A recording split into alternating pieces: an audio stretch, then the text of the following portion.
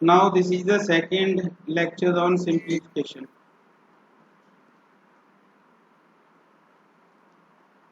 Simplification ਦੇ ਉੱਤੇ ਇਹ ਦੂਜਾ ਲੈਕਚਰ ਹੈ, ਠੀਕ ਹੈ जी सर। जिस च ਆਪਾਂ ਸਟੱਡੀ ਕਰਾਂਗੇ ਅੱਜ ਮੈਂ ਤੁਹਾਨੂੰ ਅਸਾਈਨਮੈਂਟ ਵੀ ਭੇਜੂੰਗਾ। Okay sir. ਇਸ ਚ ਆਪਾਂ ਸਟੱਡੀ ਕਰਾਂਗੇ indices and surds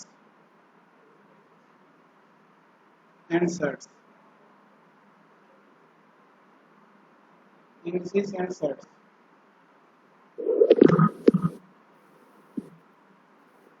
बेटा मैंने 2 मिनट दियो, कोई मिलन लिए आया है, 2 मिनट दियो मैंने, ठीक है okay sir. 2 minute. Indices and surds पहला गल करांगे सी इंडिसेस ते। इंडिसेस ਦਾ ਕੀ ਮਤਲਬ ਹੈ? ਸਪੋਜ਼ ਕਰੋ ਆਪਣੇ ਕੋਲ 5 ਕਿਊਬ ਹੈ, ਇਹਦਾ ਮੀਨਿੰਗ ਕੀ ਹੈ? 5 into 5 into 5। हाँ जी।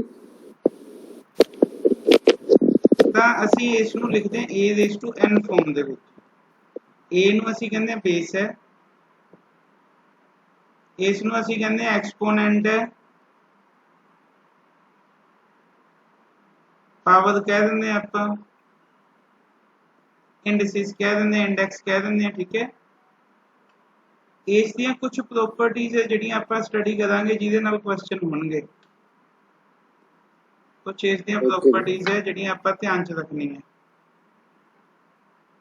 ਫਸਟ ਹੈ, ਜੇ ਸਪੋਜ਼ ਕਰੋ ਆਪਣੇ ਕੋਲ ਬੇਸ ਸੇਮ ਹੈ ਵਿੱਚ ਮਲਟੀਪਲਾਈ ਹੈ, ਬੇਸ a ਸੇਮ ਹੈ ਵਿੱਚ ਮਲਟੀਪਲਾਈ ਹੈ, power should be added, power add ਹੋ ਜਾਣੀ ਹੈ ਇਸ ਚ। ਜਿਵੇਂ ਮੰਨ ਲਓ 2 ਦੀ ਪਾਵਰ 3 ਹੈ, 2 ਦੀ ਪਾਵਰ 2 ਹੈ, ਆ ਬੇਸ ਸੇਮ ਹੈ, 2 2 ਹੈ, ਵਿੱਚ ਗੁਣਾ ਹੈ, ਮਲਟੀਪਲਾਈ ਹੈ, ਪਾਵਰ ਐਡ ਹੋ ਜਾਣੀ ਹੈ ਇਸ ਦੀ। 2 ਦੀ ਪਾਵਰ 5 ਹੈ ਮੀਨਸ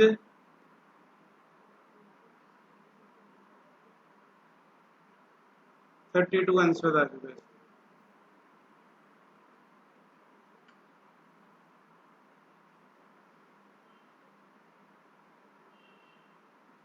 बेस सेम है, विच डिवाइड का साइन है, पावर सबट्रैक्ट हो जानी है। ये आई भी लिखा हो सकता है, इस ढंग नाल भी लिखा हो सकता है, तां भी इसदा मीनिंग आही है m minus n। Is it clear? देखो एग्जांपल लेने आपां, लिखे ना,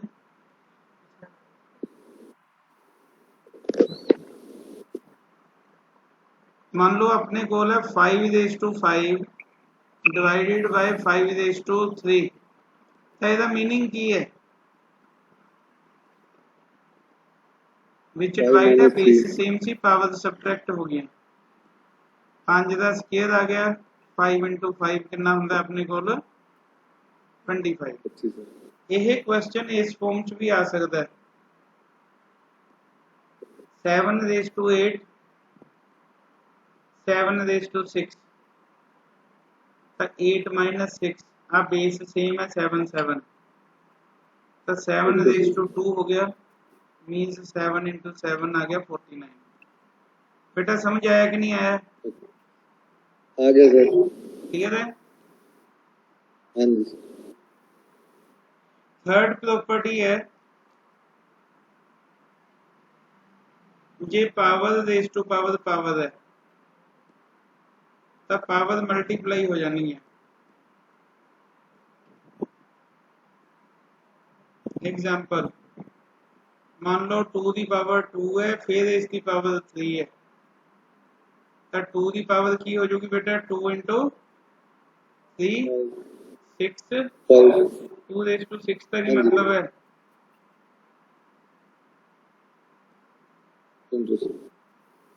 64। समझ आया कि नहीं आया? आ गया सर। क्लियर? मैथ च किसी भी वैल्यू की पावर 0 होए, answer should be 1। Okay sir. चाहे 500 की पावर भी होए 0, ਲੱਖ ਦੀ भी होए, ਉਹਦਾ आंसर भी 1 होगा। Okay sir. ठीक है। जे किसी दी पावर माइनस च आंदी है तो इस नूं हेठां लिजा के प्लस च बनाया जाता है 1 अपॉन लिख के। मान लो 5⁻² है, नीचे जाके बनूगी 5⁻²। 5⁻² का मतलब होता है 5 × 5, 1/25। समझ आ गया? हाँ जी सर। हाँ जी, क्लियर? हाँ जी।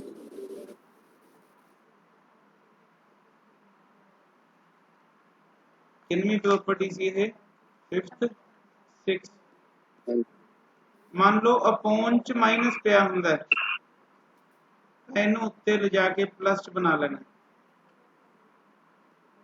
उत्ते ले जाके प्लस च बना लेना। एग्जांपल मान लो 1/2⁻³ है, उत्ते जाके की बन जूगा ये 2⁻3, मतलब 2 × 2 × 2, 8 आंसर आ जाएगा। देखो समझ आया कि नहीं आया? आ गया सर। क्लियर? चलिए के चलिए। 7वीं प्रॉपर्टी है, जे बेस सेम है विच इक्वल टू है तो ਇਹਦਾ मतलब है कि पावर भी इक्वल होंगी। ਇਹਦਾ मतलब है पावर भी इक्वल होंगी। एग्जांपल देखो, मान लो आपको क्वेश्चन दिता है if 5⁻2x + 1 equal to 5⁻4 find x।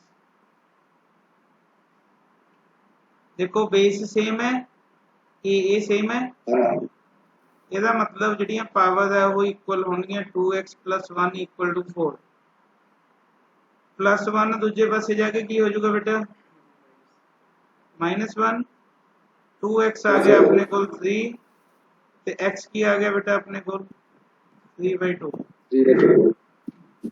समझ आया कि नहीं आया? आ गया सर। क्लियर? हाँ जी सर। ये 7 प्रॉपर्टीज है इंडिसेस दियां।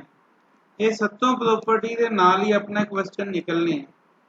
ठीक है, लो आप क्वेश्चन लिखते हैं 5-7 ना।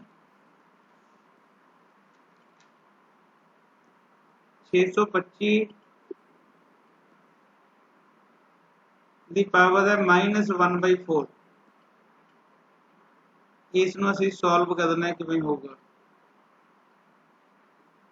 बेटा। पहला 625 के फैक्टर बनाने हैं तुसीं।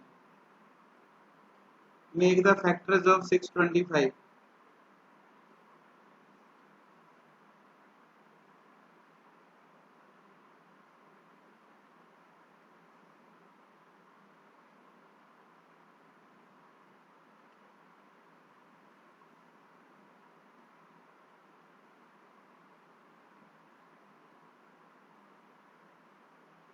पांच की पावर कितनी होगी?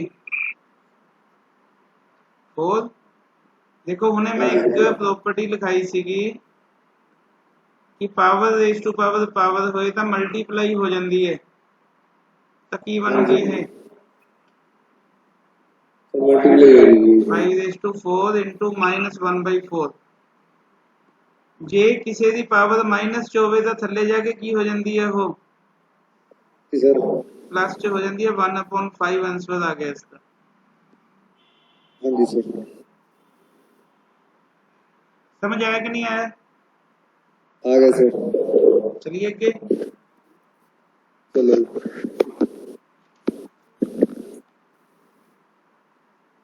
फाइंड y if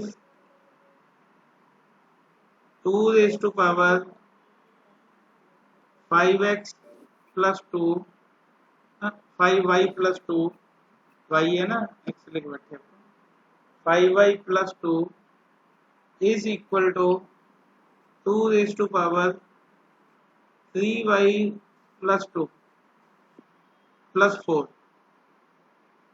देखो बेस सेम है बेटा, ये लिखिए बोलो 5y + पावर इक्वल हो जानी है हाँ जी y वाली एक पासे दूजियां एक पासे हाँ, एक पासे कर लेंगे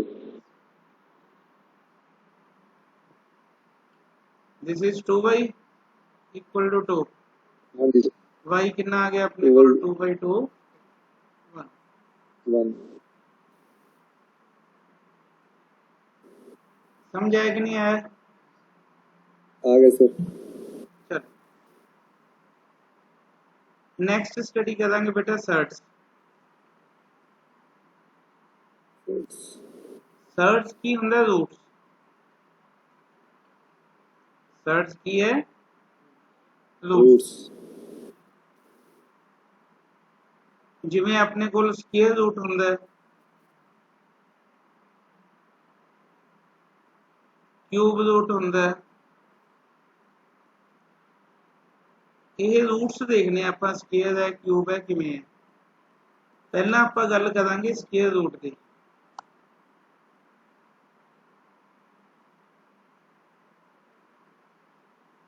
ਸਕੁਅਰ ਰੂਟ ਨੂੰ ਡਿਨੋਟ ਕੀਤਾ ਜਾਂਦਾ ਹੈ ਅੰਡਰ ਰੂਟ ਦੇ ਸਾਈਨ ਦੇ ਨਾਲ ਅੰਡਰ ਰੂਟ ਹੈ ਅੰਡਰ ਰੂਟ x ਇਹਦਾ ਮਤਲਬ ਹੁੰਦਾ ਹੈ x ਦੀ ਪਾਵਰ 1/2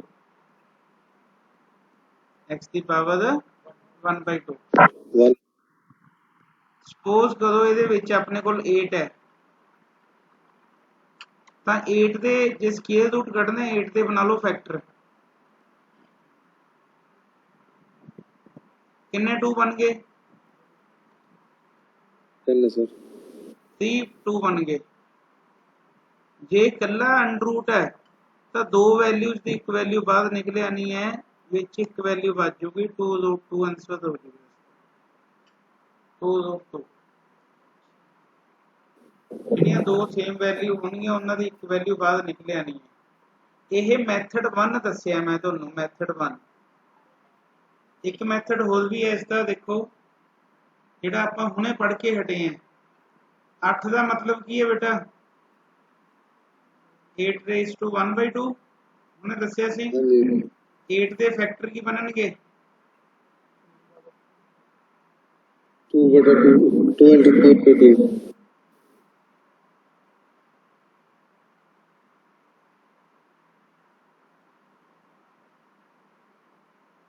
ठीक है हाँ जी सर ਇਸ ਨੂੰ ਮੈਂ ਐਂ ਲਿਖ ਸਕਦਾ ਦੇਖੋ ਮੈਂ ਐਂ ਨਹੀਂ ਲਿਖਦਾ ਕਿਉਂਕਿ ਉੱਤੇ 2 ਹੈ ਨਾ ਨੀਚੇ ਮੈਂ ਇਸ ਨੂੰ ਐਂ ਲਿਖ ਲਿਆ 2 raised to 2 into 2 ਦੋ ਇਕੱਠੇ ਲਿਖ ਲਏ ਇੱਕ ਅਲੱਗ ਲਿਖ ਲਿਆ ਲਿਖ ਸਕਦੇ ਹਾਂ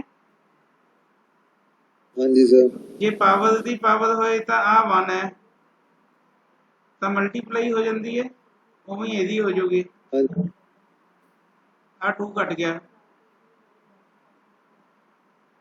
ਉਹਨੇ ਮੈਂ ਦੱਸਿਆ ਤੁਹਾਨੂੰ 1/2 ਦਾ ਮਤਲਬ ਕੀ ਹੁੰਦਾ ਹੈ ਅੰਡਰ ਰੂਟ अंडर ਉਹ रूट ਆਨਸਰ सर ਉਹੀ ਆਊਗਾ ਜਿਹੜਾ ਪਿੱਛੇ ਆਇਆ ਠੀਕ ਹੈ ਲਿਖ ਲਓ ਇਸਨੂੰ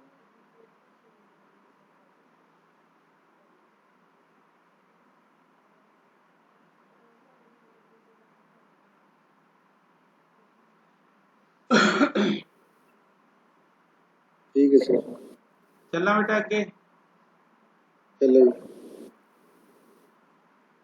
ਜੇ ਮੰਨ ਲਓ ਇਹਦੇ ਵਿੱਚ ਲਿਖਿਆ ਹੋਇਆ ਕਿ ਇੱਥੇ ਤੀਆ ਪਾਇਆ ਹੋਇਆ 3 ਪਾਇਆ ਹੋਇਆ ਧਿਆਨ ਰੱਖਿਓ ਇਸ ਰੂਟ ਦੀ ਟਿਪ ਦੇ ਵਿੱਚ ਹੋਣਾ ਚਾਹੀਦਾ ਇੱਥੇ ਟਿਪ ਦੇ ਵਿੱਚ ਤਾਂ ਇਹਦਾ ਮਤਲਬ ਹੈ ਕਿਊਬ ਰੂਟ ਇਹਦਾ ਮਤਲਬ ਕੀ ਹੈ ਕਿਊਬ ਰੂਟ ਹੈ क्यूब रूट ਮੰਨ ਲਓ ਕਿਊਬ ਰੂਟ ਕੱਢਣਾ ਆ ਗਿਆ 625 ਦਾ बेटा 625 ਦੇ ਬਣਾਓ ਫੈਕਟਰ ਕੀ ਬਣਨਗੇ ਆ ਬਣਨਗੇ ਜੇ ਇੱਥੇ 3 ਲੱਗਿਆ ਹੋਇਆ ਹੈ ਜੇ ਕੁਝ ਨਹੀਂ ਲੱਗਿਆ ਤਾਂ 2 ਦੀ ਇੱਕ ਵੈਲਿਊ ਕੱਢਣੀ ਹੈ ਜੇ ਇੱਥੇ 3 ਲੱਗਿਆ ਤਾਂ 3 ਸੇਮ ਵੈਲਿਊ ਦੀ ਇੱਕ ਵੈਲਿਊ ਬਾਅਦ ਕੱਢਣੀ ਹੈ ਆਨਸਰ ਆ ਗਿਆ ਬੇਟਾ ਤੁਹਾਡੇ ਕੋਲ ਦਿਸ ਇਜ਼ ਆਨਸਰ ਸਮਝ ਆਇਆ ओके सर हाँ जी सर ਜੇ ਇੱਥੇ ਲੱਗਿਆ ਹੋਵੇ ਬੇਟਾ 4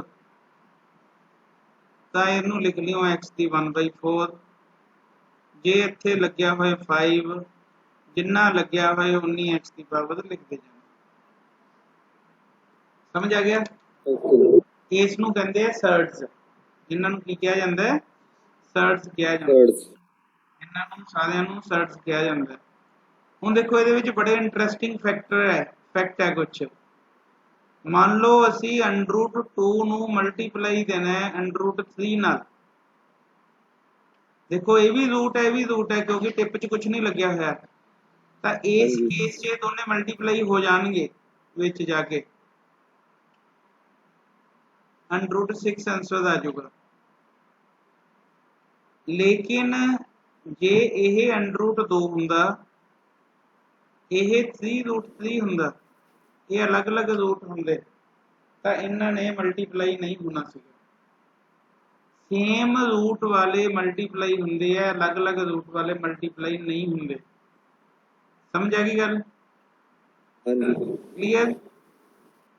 हाँ जी ਇਸ ਨੂੰ ਮਲਟੀਪਲਾਈ ਦੇਣਾ ਤਾਂ ਹੈ, ਲੇਕਿਨ ਇਹਦਾ ਮੈਥਡ ਹੈ, ਦੇਖੋ ਕੀ ਹੈ।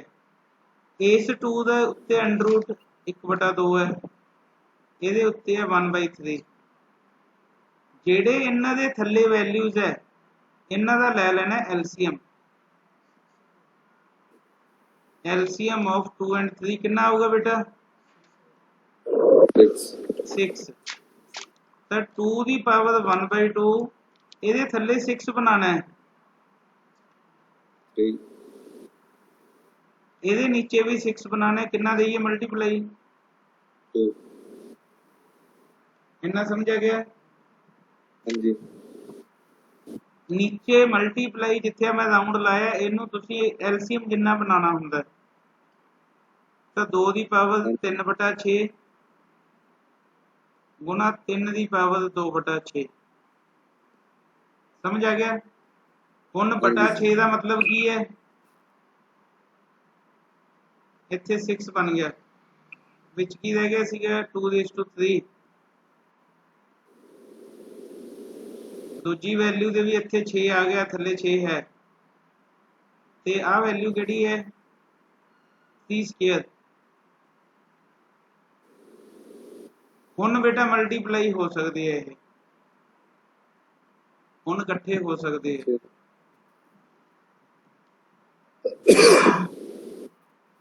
ਇਹਨਾਂ ਨੂੰ ਸੇਮ ਬਣਾਉਣਾ ਇੰਪੋर्टेंट है।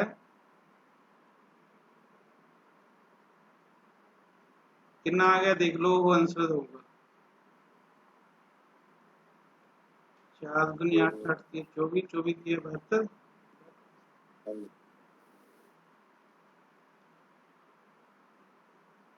हाँ जी, समझ आया कि नहीं आया? आ गया सर।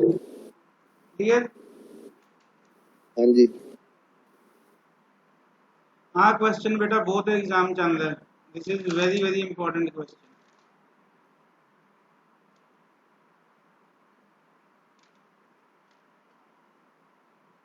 विच इज ग्रेटर, दोनों चो वड्डा किहड़ा है?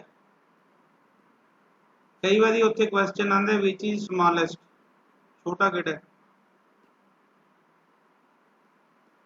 वड्डा पूछ लैन, छोटा पूछ लैन, क्वेश्चन सॉल्व करना आ गया तो आप दस ही देवांगे। ठीक है, क्वेश्चन है √5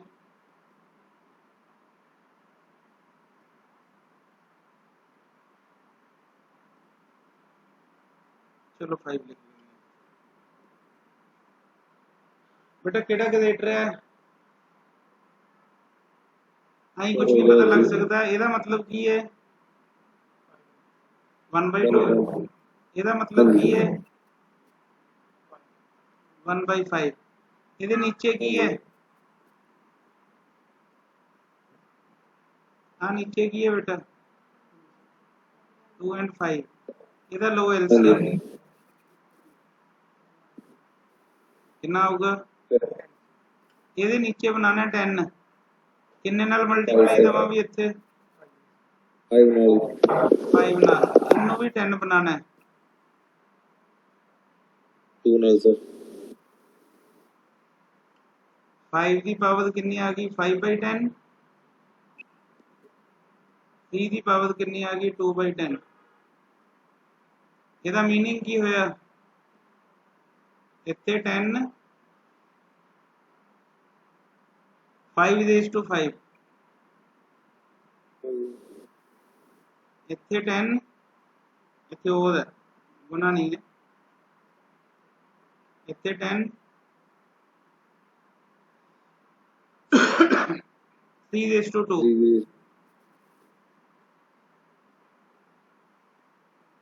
बेटा बादों सेम हो गए ये हाँ जी 625 5 कितना ਹੁੰਦਾ 5 5 25 2 5 दूनी 10 ਤੇ 2 12 1 5 के 30 ਤੇ 31 3125 ਇਹ ਆਇਆ बेटा 9 ਕਿਹੜਾ ਗਜ਼ੇਟਰ ਹੈ फटाफट ਦੱਸ ਦੋ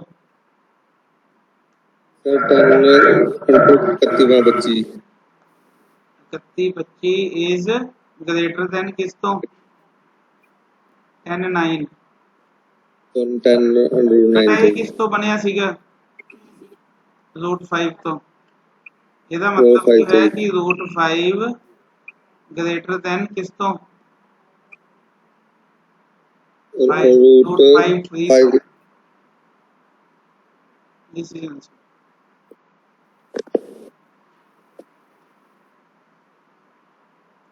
समझ आया कि नहीं आया क्वेश्चन हाँ जी सर आ गई हो गया चलिए कि हाँ जी चलो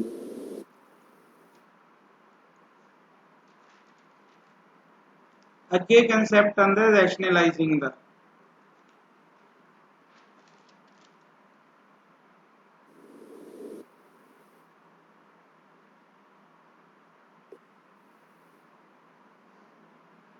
रैशनलाइजिंग मैक्सिमम रैशनलाइजिंग होंदी है बाय डिनोमिनेटर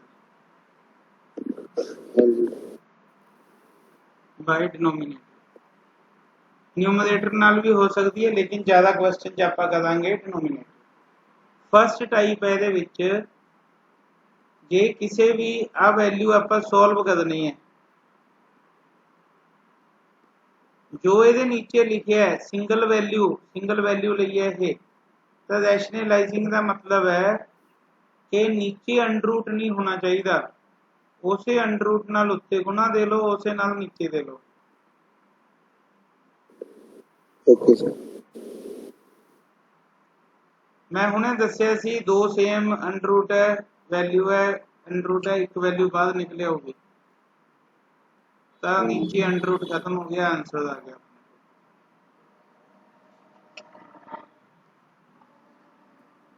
समझ लग गया ओके सर बोलो चलिए हाँ जी सर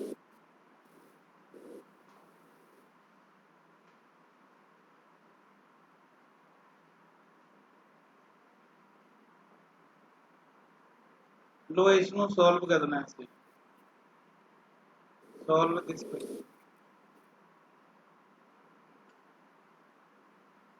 किहदे नाल रैशनलाइज करांगे दस दो थल्ले अंडरूट 3 नहीं होना चाहिए मेन अपनी जिहड़ी है दुश्मनी आ अंडरूट 3 नाल है तो अंडरूट 3 उत्ते ला लो अंडरूट 3 नीचे ला लो इसनों रैशनलाइजिंग कहते हैं सिंगल वैल्यू की उत्ते की कुछ बन गया बेटा आ 2 तो किसी नाल कुछ नहीं हो सकता आ दोनों ही अंडरूट है 5 गुना 3 हो गए आ 3 पे है आ 2 3 इकट्ठे हो जाएंगे ठीक है आ तो हो गया 2 अंडरूट 15 थल्ले हो गया बेटा 3 एक तीया आ गया इन्हां दोनों चों निकल के आंसर की होगा 2√15 अपॉन समझ आया कि नहीं आया भी बोलो हाँ जी सर आ गई क्लियर आ गई चलो हुण देखांगे इन्हां दी एडिशन एंड सबट्रैक्शन अंडररूट दी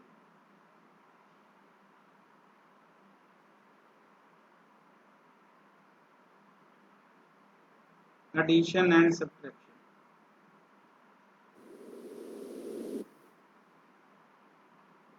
जिवें मान लो अपने कोल 5 अंडररूट 7 है माइनस 2 अंडररूट 7 है यह ताई आपस च माइनस या प्लस होणगे जे यह अंडररूट पिछे सेम होण जिवें इहदे पिछे भी अंडररूट 7 है इहदे पिछे भी तां इस चों अंडररूट 7 कढ दो कॉमन ਇੱਥੇ ਰਹਿ ਗਿਆ 5, ਇੱਥੇ ਰਹਿ ਗਿਆ 2, 3 ਅੰਡਰ ਰੂਟ 7 ਆਂਸਰ ਆ ਜਾਊਗਾ। Is it clear? Clear sir. मान लो क्वेश्चन हुंदा 7 under root 2 minus 3 under root 3 plus 4 under root 2 minus 2 under root 3। देखो सेम अंडर रूट वाले इकट्ठे होने हैं। 7 अंडर रूट 2 हाँ जी सर। 4 अंडर रूट 2, इतने चाहे प्लस पा लो, 3 अंडर रूट 3 ते 2 अंडर रूट 3। इस चो की कॉमन निकल गया पहले चो? Under root 2। ये मैं इन्ने स्टेप तां लै रहा कि समझ आ जाए तुहानू। इस चो की कॉमन निकल गया? Under root 3। 11 under root 2 minus 3 minus 2 की हो गए? Minus 5 under root 3। देखो समझ आया कि नहीं आएगा? क्लियर है? हाँ जी सर। तो बेटा ये सीगा basics of indices and surds, ठीक है। हाँ इसका थोड़ा जा पार्ट है जिहड़ा एडवांस वाला वो मैं कल दसूंगा तुहानू इसका। क्लियर? Okay sir. इस नू तुसीं देख लेना एक बारी, मैं वीडियो कल वाली भी भेजी सी, आ भी भेज दूंगा, ठीक है। ठीक है सर।